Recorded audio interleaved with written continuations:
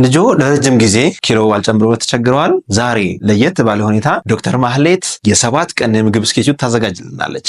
ዛሬ ለየት ባለ ሁኔታ እያንዳንዱ ምግብ በዝርዝር ይቀርብላችኋል። ለ7 ቀን የሚሆን የምግብ ስኬጁል አዘጋጅታላችኋለች። ሙሉ መረጃን ትነግራችኋለች። በነገራችን ላይ ብሩኪድስ ልዩ የህፃናትና ታዳጊዎች ክሊኒክ ዶክተር ማህሌት በአዲስ መልክ ጋብዟታል። ስለዚህ ምናልባት ህክምናም ከፈለጋችሁ ሙሉ ማማከር ህክምናም ሷ ጋር ማለት ትችላላችሁ። ሙሉ ዝርዝር ቪዲዮን ዛሬ ታቀርብልናለች። አመሰግናለሁ ዶክተር ፋሲል። እኔ ዶክተር ማህሌት ጌትነት ነኝ፣ የህፃናት ስፔሻሊስት ሐኪም በብሩኪድስ የህፃናት ልዩ ክሊኒክ እገኛለሁ። ሰላም እንዴት ናችሁ? ዶክተር ማህሌት ጌትነት ነኝ፣ የህፃናት ስፔሻሊስት ሐኪም ከብሩኪድስ የህፃናት ልዩ ክሊኒክ። ዛሬ እድሜያቸው ከ2 ዓመት እስከ 6 ዓመት ላሉ ህፃናት ኪሎን ለመጨመር የሚረዱ ምግቦችን ለሳምንት የሚሆን የቁርስ፣ ምሳ፣ እራት ስኬጁል ይዤላችሁ መጥቻለሁ። በመጨረሻም ደግሞ ለመክሰስ የሚሆኑ አንዳንድ ምግቦችን እነግራችኋለሁ። ስለዚህ እስከ መጨረሻው ድረስ ተከታተሉ።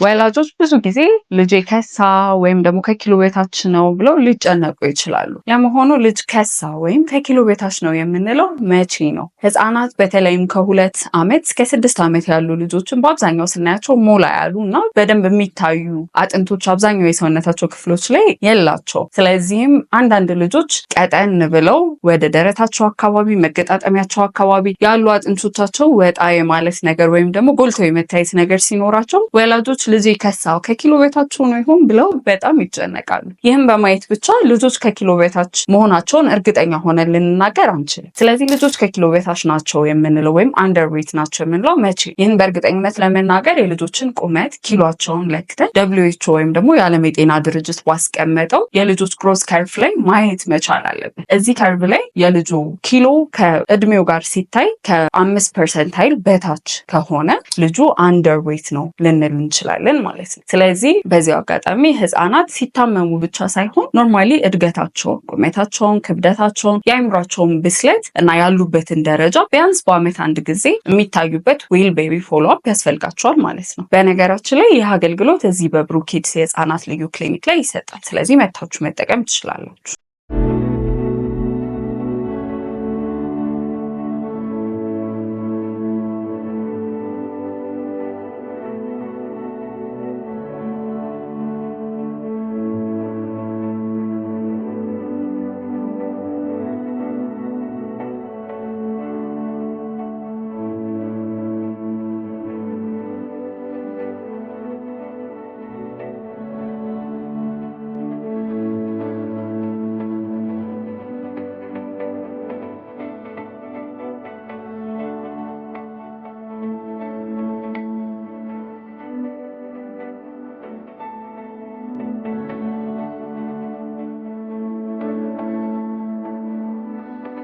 ስለዚህ ዛሬ እነዚህ አንደርዌት ስለሆኑ ወይም ደግሞ ኪሎቸው ከእድሜያቸው ጋር ላልተመጣጠነ ልጆች ኪሎቸው እንዲጨምር የሚያግዙ ምግቦችን ከሰኞ እስከ እሁድ ቁርስ፣ ምሳ፣ እራት ምን አድርገን ማብላት እንችላለን የሚለውን ይዤላችሁ መጥቻለሁ። የምግቡን ስኬጁል ከመናገሬ በፊት ግን ስኬጁል ውስጥ ያሉ ዋና ዋና ምግቦችን ጥቅም ቀደም ብዬ ልንገራችሁ። አንደኛው ምግብ ስጋ ነው። ስጋ በውስጡ ጥሩ ኳሊቲ ያለውን ፕሮቲን ይይዛል። እነዚህም ኢሴንሻል አሚኖ አሲድስ የምንላቸው ናቸው። በአብዛኛው በስጋና በወተት ምርቶች ውስጥ ነው የምናገኛቸው። እነዚህ ኢሴንሻል አሚኖ አሲዶች የልጆችን ሴሎች ጡንቻ፣ የአጥንታቸውንና የአይምሯቸውን እድገት የሚያቀላጥፉ ወሳኝ የሆኑ ንጥረ ነገሮች ናቸው። ስለዚህ ስጋ ይሄንን ስለሚይዝ ለልጆች እድገት በጣም ወሳኝነት አለው ማለት ነው። ከፕሮቲን በተጨማሪ ደግሞ አይረን፣ ቫይታሚን B12 እና ዚንክ በስጋ ውስጥ ይገኛሉ። እነዚህ ንጥረ ነገሮች የበሽታ መከላከል አቅምን ይጨምራሉ፣ ደም በአግባቡ እንዲመረትና የደም ማነስ እንዳይከሰት ያደርጋሉ። ስለዚህ ስጋ ጠቃሚ የሆነ ምግብ ነው ለህፃናት ማለት ነው። ሁለተኛው ምግብ ምግብ አሳ ሲሆን አሳ ልክ እንደ ስጋ ተመሳሳይ የሆኑ ኢሴንሻል አሚኖ አሲዶችን የያዘ በተጨማሪ ደግሞ ጥሩ ፋት የምንለውን ወይም ደግሞ ዲኤችኤ ወይም ኦሜጋ 3 ፋቲ አሲድ የምንለውን የያዘ ሲሆን ይህ ኦሜጋ 3 ፋቲ አሲድ ለልጆች የጭንቅላት እድገት፣ ለልጆች የልብ ጤና፣ የአይን ጤና በጣም ወሳኝነት አለው። ስለዚህ አሳ በጣም ጠቃሚ ነው ማለት ነው። ከዚህ በተጨማሪ ደግሞ ቫይታሚን ዲ፣ ቫይታሚን ቢ12፣ አይረን፣ ዚንክ፣ አዮዲን የተባሉ ቫይታሚኖችና ሚኒራሎችን ስለሚይዝ እነዚህ ቫይታሚኖችና ሚኒራሎች ደግሞ የበሽታ መከላከል አቅምን ለመጨመር እንዲሁም ደግሞ ለአጥንት ጥንካሬ ወሳኝነት አላቸው ማለት ነው። ስለዚህ አሳን አዘውትሮ መመገብ ለልጆች ይመከራል። ሶስተኛው ምግብ የዶሮ ስጋ ሲሆን የዶሮ ስጋ አሁን ከጠቀስናቸው በተጨማሪ ኮሊን የሚባል የቫይታሚን ቢ አይነት ንጥረ ነገርም በውስጡ የያዘ ነው። ይህ ኮሊን ደግሞ ለነርቭ ሴሎች እድገት ወሳኝነት አለው። ስለዚህ ለሚሞሪ፣ ለብሬን ግሮዝ ጠቃሚ ነው ማለት። ከስጋ ነክ ነገሮችን ወደ አትክልት ተዋጽኦች ስንመጣ ደግሞ በምግቡ ሊስት ውስጥ ካሉት አቮካዶ እና የለውዝ ቅቤን ጥቅም ልንገራችሁ። አቮካዶ በውስጡ ሄልዝ የሆነ ፋትን ሲይዝ ከዛ በተጨማሪ ደግሞ ቫይታሚኖች፣ ሚኒራሎች እንዲሁም ፋይበር አሉ። የፋይበር የምንለው ለአንጀት ጤና በጣም ወሳኝ የሆነ ነገር ነው። ስለዚህ አቮካዶም በጣም ጠቃሚ የሆነ የህፃናት ምግብ ውስጥ ሊካተት የሚገባው ነገር ነው ማለት ነው። ሁለተኛው ደግሞ የለውዝ ቅቤ ወይም ደግሞ ለውዝ የምንለው ሲሆን የለውዝ ቅቤ በውስጡ ከእጽዋት የምናገኘው ፕሮቲን፣ ሄልዚ የሆነ ፋት፣ ፋይበር እንዲሁም ቫይታሚኖችና ሚኒራሎች አሉት። ስለዚህ እነዚህን ምግቦች ህፃናት ምግብ ውስጥ ጨምሮ መስጠት ህፃናቱ ጤናማ የሆነ ምግብ እንዲያገኙና ክብደታቸው እንዲጨምር ያግዘናል ማለት ነው። ስለ ምግቦቹ ይህን ያህል ካለኝ ወደ ስኬጁሉ ነኝ። ስለዚህ የመጀመሪያ ቀን ቁርስ ስላይስ ዳቦ ከአቮካዶ ጋር አጠገቡ የተጠበሰ እንቁላል እና እርጎ አድርገን መስጠት እንችላለን። ለምሳ ደግሞ ዶሮ ከቺዝ ጋር እና ከአትክልቶች ጋር አንድ ላይ በቂጣ ራፕ ተደርጎ አዘጋጅተን መስጠት እንችላለን። አትክልቶቹ ዝኩኒ፣ ካሮት፣ መሽሩም የመሳሰሉትን መያዝ ይችላል። ለእራት ደግሞ የበሰለውን ዶሮ ስቲም ከተደረገ አትክልት ጋር እና ከሩዝ ጋር እናቀርባለን። ሁለተኛ ቀን ለቁርስ ቶስት የተደረገ ወይም ደግሞ ስላይስ ዳቦ በኦቾሎኒ ቅቤ ቀብተን እላዩ ላይ ሙዝ አድርገን እንሰጣቸዋለን። ለምሳቸው ደግሞ ፓስታ በስጋ እንደየፍላጎታችን ቺዝ ጨምረን መስጠት እንችላለን። እራት ላይ በደንብ ተከትፎ የበሰለ ስጋ ከስቲምድ አትክልት ጋር አንድ ላይ አድርገን ማቅረብ እንችላለን ማለት ነው። ሶስተኛ ቀን ቁርስ ኦትስ ከወተት ጋር ተሰርቶ እላዩ ላይ ደስ የሚላቸውን ልጆቻችሁ የሚወዱትን ፍራፍሬዎች አድርጋችሁ መስጠት ትችላላችሁ። ሙዝ ሊሆን ይችላል፣ ማንጎ ሊሆን ይችላል፣ አፕል ሊሆን ይችላል። ደስ ያላችሁን ፍሩት በወተት ከተሰራ ኦትስ ጋር አድርገን ለልጆች ማቅረብ እንችላለን ማለት ነው። ለምሳ ደግሞ አቮካዶ፣ የተቀቀለ እንቁላል፣ ኪያር እና ካሮት የመሳሰሉትን አትክልቶች አንድ ላይ ከቺዝ ጋር አድርገን በቂጣ ራፕ ተደርጎ መስጠት እንችላለን። እራት ላይ ኩስኩስ ከካሮት ጋር ተደርጎ በአሳ አድርገን ልንሰጣቸው እንችላለን። ለአራተኛ ቀን ቁርስ ላይ የስኳር ድንች ኦምሌት መስራት እንችላለን። ስኳር ድንቹን አብስለን እንቁላል አድርገን እንደ ቂጣ መጋገር ማለት ነው። እንደዛ በቀላሉ ማዘጋጀት እንችላለን። ለምሳቸው ደግሞ ፓስታ ከእንቁላልና ከዶሮ ስጋ ጋር አድርገን ኦፕሽናል ቺዝ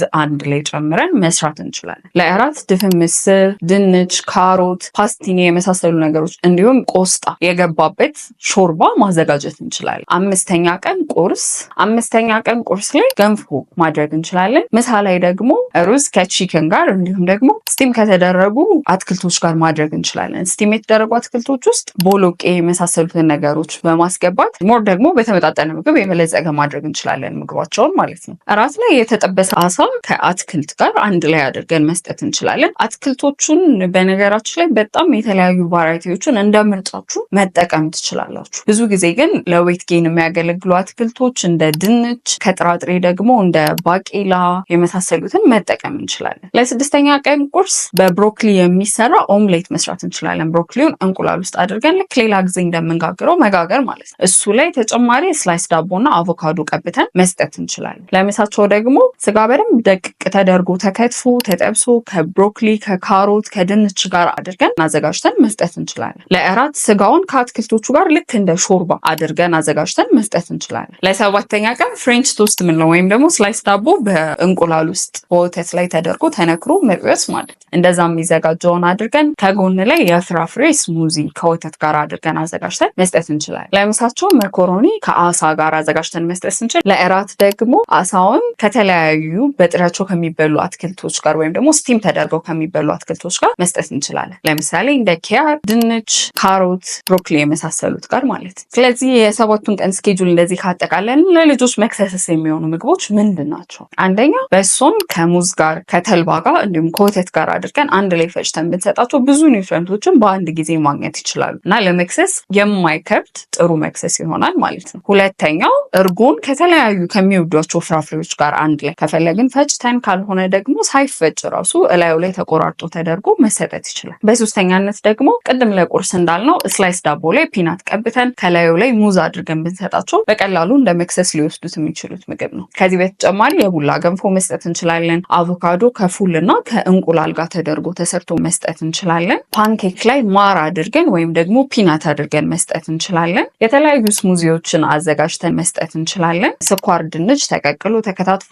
እንደ መክሰስ መውሰድ ይችላሉ። ጨጨብሳን ከእንቁላል ጋር አድርገን ወይም ጨጨብሳ ለብቻውን በጤፍ በዱቄት በተለያዩ ኦፕሽኖች ሰርተን መስጠት እንችላለን ማለት ነው። የመክሰስ አብዛኛዎቹ ኦፕሽኖች ለቁርስም ተደጋጋሚ እንዳይሆን ሰብስቲቱት አድርገን የምንጠቀማቸው ናቸው። ስለዚህ እነዚህ ምግቦች በዚህ እድሜ ክልል ላሉ ህጻናት ኪሎ ለመጨመር ወይም ክብደት ለመጨመር በደንብ ቫራይቲያቸውን እያቀያየርን ብንጠቀም ጤናማ የሆኑ አማራጮቻችን ናቸው ማለት ነው። ስለተከታተላችሁኝ አመሰግናለሁ። ጥያቄ አስተያየት ካላችሁ ኮሜንት ላይ ጻፉልን። ዶክተር መሀሌት ጌትነት ነበርኩኝ። አመሰግናለሁ።